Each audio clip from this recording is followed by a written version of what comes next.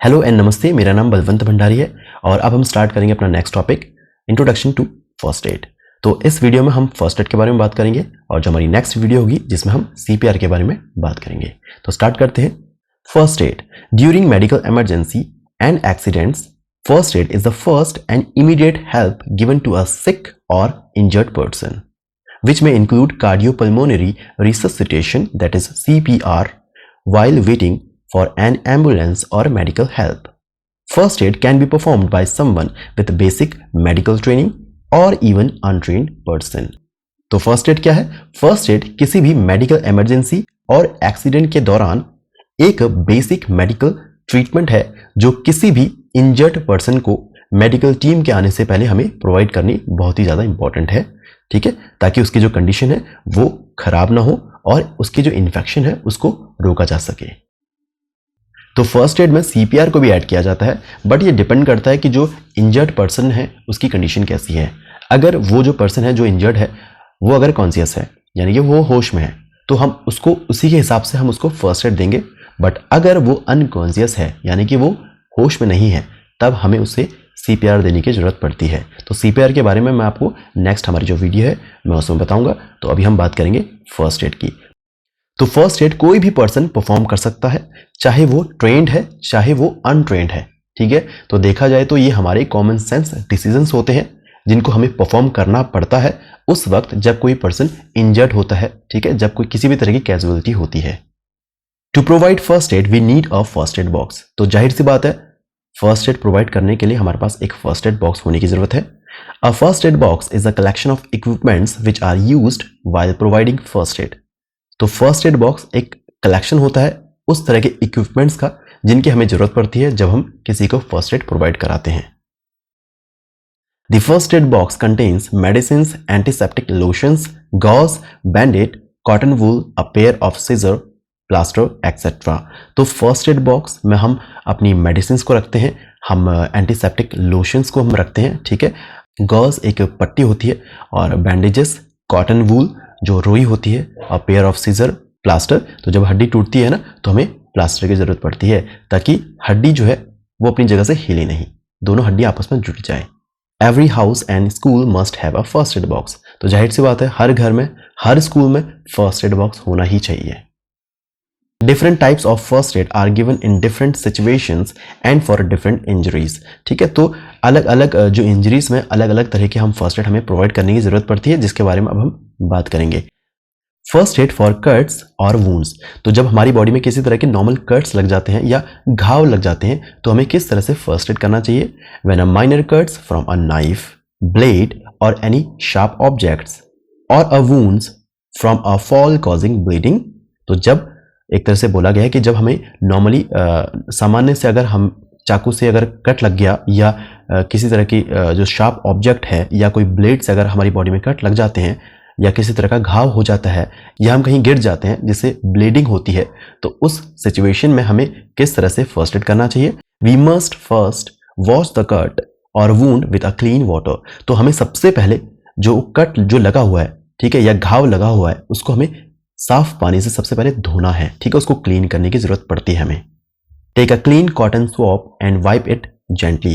तो जिस पार्ट को हमने धोया, ठीक है, जिस घाव को हमने धोया, उसके बाद धोने के बाद वो जो कॉटन की जो पट्टी होती है ना, उससे हमें उसको साफ करना है, ठीक है, उसको हमें सुखाना है क्योंकि मॉइस्चर वहां होना नहीं चाहिए।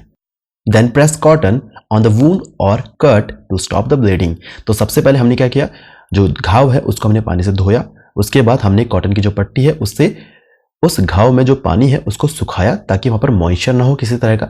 उसके बाद फिर हम उस कॉटन की पट्टी को अपने उस घाव पे लगा के रखेंगे, ठीक है, उसमें प्रेस करके रखेंगे ताकि ब्लीडिंग ना हो। हमें अब अपनी ब्लीडिंग को रोकनी है, ठीक है, क्योंकि ब्लीडिंग को रोकना बहुत जरूरी है, क्योंकि अगर हम बिना ब्लीडिंग को रोके हुए उसके ऊपर हम किसी तरह की एंटीसेप्टिक जो क्रीम है अगर हम उसको उसमें अप्लाई करेंगे तो जो ब्लीडिंग है वो होती रहेगी। तो हमें क्या करना पड़ेगा, उस ब्लीडिंग को हमें रोकना है। तो रोकने के लिए हम कुछ देर तक उस कॉटन की पट्टी को अपने उस घाव पे लगा के रखेंगे। तो बॉडी में जब किसी तरह का कट लगते हैं, किसी तरह का घाव लगता है तो ब्लीडिंग निकलती है। तो जब ब्लीडिंग निकलती है तो वो उसके रोकने के लिए भी कुछ ना कुछ रिस्पॉन्सिबल होता है ना, क्योंकि हम कॉटन की पट्टी को तो लगाएंगे, तो कॉटन की पट्टी को लगाने के बाद कुछ देर के बाद जो खून है अपने आप बंद हो जाता है, जिसके पीछे रिस्पॉन्सिबल होता है विटामिन के। ठीक है, तो विटामिन के ही एक तरह से हमारी बॉडी में सब्सटेंस होता है जो रिस्पॉन्सिबल होता है कि जब हमारी बॉडी में किसी तरह का कट लग जाता है, किसी तरह से घाव हो जाते हैं जिससे ब्लीडिंग हो रही है, तो वो विटामिन के ही क्या करता है, अंदर से जो ब्लड के क्लॉट्स जमा देता है जिससे खून आना बंद हो जाए। After this apply N antiseptic cream. तो एंटीसेप्टिक क्रीम को हमें उसमें अप्लाई करने की जरूरत पड़ती है उसके बाद जब खून आना बंद हो जाए। ठीक है, cover the wound with a loose bandage. तो उसके बाद हम अपनी उस चोट को हम कवर कर सकते हैं।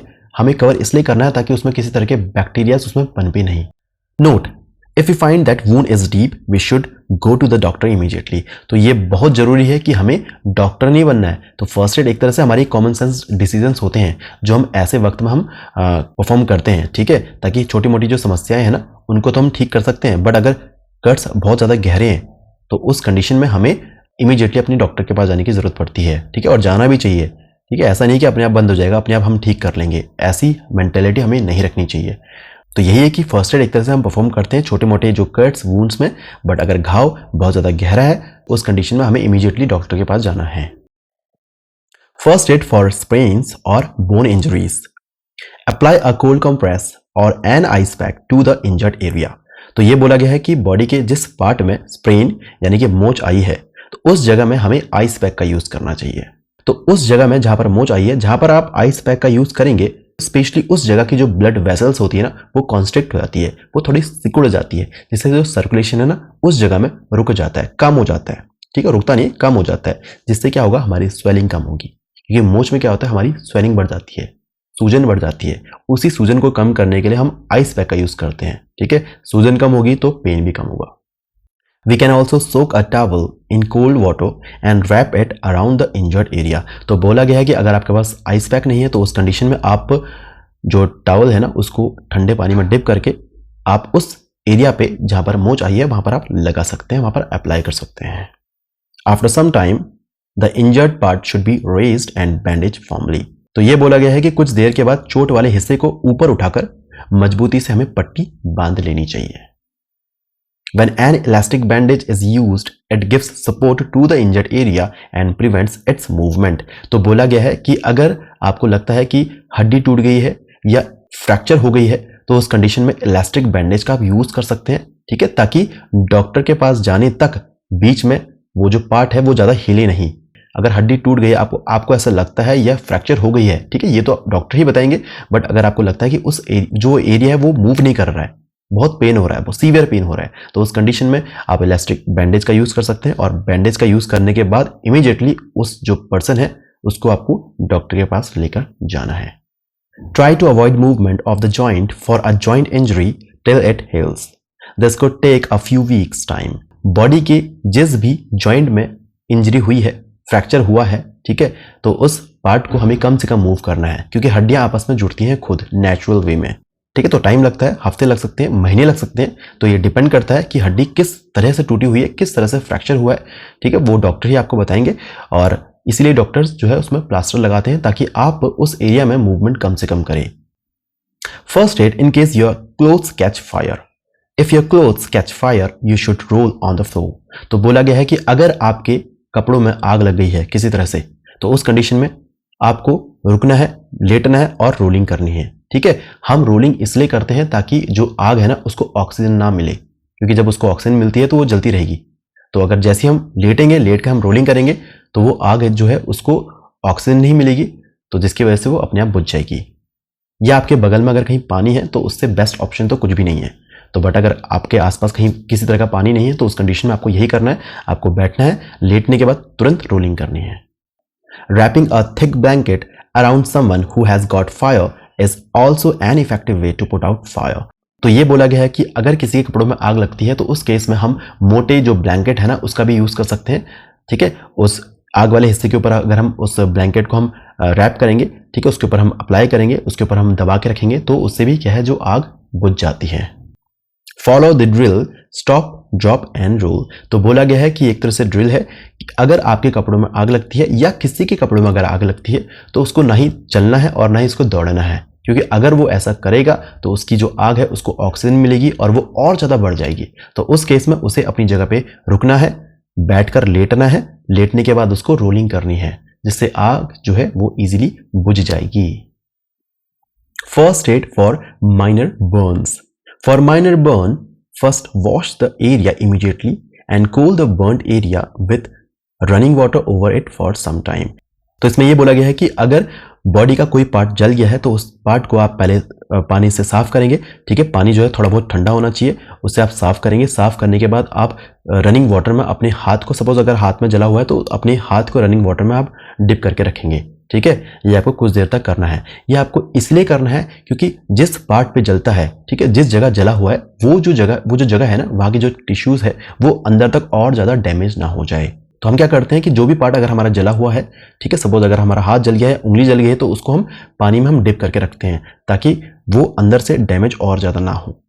If it continuously to hurt, apply a damp cloth on the burned area. तो अगर इसको करने के बाद भी अगर आपको बहुत ज़्यादा जलन हो रही है, ठीक है, आपको बहुत पेन हो रहा है, तो उस कंडीशन में आप क्या करेंगे, किसी गीले कपड़े को उस बर्न्ड एरिया में आप लगा के रखेंगे, रैप करके रखेंगे। The burned area of the skin can be protected from germs and dust by covering with a clean piece of cloth or sterile gauze। तो ये बोला गया है कि वो स्किन जो जली हुई है उसको आपको प्रोटेक्ट करके रखना है जर्म्स से, बैक्टीरिया से, ठीक है। क्योंकि जो जर्म्स है, जो बैक्टीरियाज है, जो माइक्रो ऑर्गेनिज्म है, अगर वो उसमें पनपेंगे तो इससे क्या होगा, इन्फेक्शन और ज़्यादा बढ़ जाएगा। जिसके लिए बोला गया है कि आप किसी क्लीन कपड़े को आप उसके ऊपर रैप करके रखें, ठीक है। या उससे भी ज़्यादा बेस्ट ऑप्शन है कि आप स्टेराइल गॉज का यूज़ करें, क्योंकि जो स्टेराइल गॉज होते हैं ना वो काफ़ी ज़्यादा सेफ होते हैं हमारे कट्स के लिए, हमारे वुंड्स के लिए। क्योंकि जब इसको तैयार किया जाता है, जब इसको साइंटिफिकली तैयार किया जाता है, तो उस वक्त इसमें किसी भी तरह के माइक्रो ऑर्गेनिज्म, किसी भी तरह के बैक्टीरिया या जर्म्स इसमें रहते नहीं हैं और इसको पैक्ड करके रखा जाता है। और जब हमें कभी ज़रूरत पड़ती है तो हम उन पैकेट्स को फाड़ कर उन गॉज का हम यूज़ करते हैं जिसमें किसी भी तरह के माइक्रो ऑर्गेनिज्म, डस्ट या किसी भी तरह के बैक्टीरियाज या जर्म्स उसमें नहीं होते हैं, ठीक है। तो हम उसको अप्लाई जब करते हैं तो उसके बाद वो एक तरह से सेफ होते हैं हमारे कट्स के लिए, हमारे वुंड्स के लिए। तो देखा जाए तो मेडिकली इसको काफ़ी ज़्यादा जो सर्जरीज होते हैं ना उसमें यूज़ भी किया जाता है, क्योंकि ये बैक्टीरिया और माइक्रो ऑर्गेनिज्म फ्री होते हैं। The key objectives of first aid are as follows. The primary objective of first aid is to minimize pain and save lives। ठीक है, तो फर्स्ट एड का सबसे प्राइमरी ऑब्जेक्टिव यही होता है कि जो पेन है उसको कम किया जा सके और जान बचाई जा सके। क्योंकि कई बार क्या होता है, छोटी मोटी जो इंजरीज होती है ना, वो भी अगर हम उसमें भी अगर हम फर्स्ट एड ना करें और हम बिना फर्स्ट एड करके अगर हम डॉक्टर के पास उसको लेके जाए उस पर्सन को, तो बीच में भी उसकी डेथ हो सकती है, ठीक है। तो इसलिए जो फर्स्ट एड है बहुत ज़्यादा इंपॉर्टेंट है। First aid done correctly should help reduce the patient's pain and stabilise the patient. अगर हम फर्स्ट एड सही तरीके से करते हैं तो पेशेंट का जो पेन है वो कम होगा और वो स्टेबल हो जाएगा। First aid also includes addressing the external factors such as moving a patient away from any cause of harm or site of accident, away from fire as smoke may cause further choking, and applying first aid techniques to prevent worsening of the condition। तो इसमें बोला गया है कि first aid में कुछ external factors भी include किए जाते हैं जिन्हें हमें ध्यान रखने की जरूरत है। सपोज अगर कोई रोड पे अगर किसी का एक्सीडेंट हो गया है या किसी को चोट लग गई है या कोई गिर गया है, तो उस कंडीशन में हमें अगर उसको फर्स्ट एड कराना है, हमें उसको फर्स्ट एड प्रोवाइड करना है, तो सबसे पहले हम क्या करेंगे, उसको उठाकर हम उसको किनारे पे लेके जाएंगे। तो जाहिर सी बात है अगर उसको चोट लगे तो हमें भी चोट लग सकती है, अगर उसका एक्सीडेंट हुआ तो हमारा भी एक्सीडेंट हो सकता है। तो उस केस में सबसे पहले हमें उसको उठा के उसको किनारे पे लेके जाना है, उसके बाद ही हमें उसे उसका फर्स्ट एड करना है, ठीक है। और इसमें यह भी बोला गया है कि अगर किसी तरह से अगर स्मोक यानी कि कहीं ऐसी जगह में जहां धुएं की वजह से किसी को चक्कर आ गया है या कोई गिर गया है, ठीक है, कोई अनकॉन्शियस हो गया है, तो ऐसी कंडीशन में भी हमें उनको उठाकर कुछ सेफ जगह पर लेके जाने की जरूरत है जहां पर उन्हें एक्स्ट्रा चोकिंग ना हो। It is an important to note that first aid can be compared with the care what are trained medical professionals provides. First aid involves making common sense decisions in the best interest of an injured person in any emergency situations। ठीक है, तो ये बोला गया है कि जो first aid है ना वो इंपॉर्टेंट है, बट इसका मतलब ये नहीं कि हम उसे कंपेयर करें एक मेडिकल प्रोफेशनल के द्वारा जो ट्रीटमेंट दिया जाता है उसके साथ, ठीक है। तो फर्स्ट एड एक अलग चीज़ है और जो मेडिकली जो ट्रीटमेंट होता है वो अलग चीज़ है। तो फर्स्ट एड एक तरह से ये हमारे कॉमन सेंस डिसीजंस होते हैं, ठीक है, कि मेडिकल टीम के पास जाने तक यानी कि हॉस्पिटल्स तक जाने तक हमारी जो कंडीशन है या जिसको हम फर्स्ट एड हमने दिया है उसकी कंडीशन और बद से बदतर ना हो। तो एक तरह से हमें खुद डॉक्टर नहीं बनना है, हम फर्स्ट एड इसलिए करते हैं ताकि हमारी कंडीशन और ख़राब ना हो या किसी और की कंडीशन और ख़राब ना हो। अगर छोटी मोटी प्रॉब्लम है तो वो तो हम फर्स्ट एड के थ्रू हम ठीक कर सकते हैं, बट अगर कंडीशन बहुत ज़्यादा क्रिटिकल है तो उस केस में हमें इमीडिएटली खुद को, या अगर हमें इंजरी हुई है या जिसको इंजरी हुई है जिसको हमने फर्स्ट एड दिया है उसको हमें इमीडिएटली डॉक्टर के पास ले जाने की ज़रूरत पड़ती है और हमें ले जाना भी चाहिए। तो इतना ही था हमारे इस लेक्चर में। तो मिलते हैं हम अपनी नेक्स्ट वीडियो में CPR के साथ, ठीक है? तो तब तक के लिए बाय, साइनिंग आउट, नमस्ते।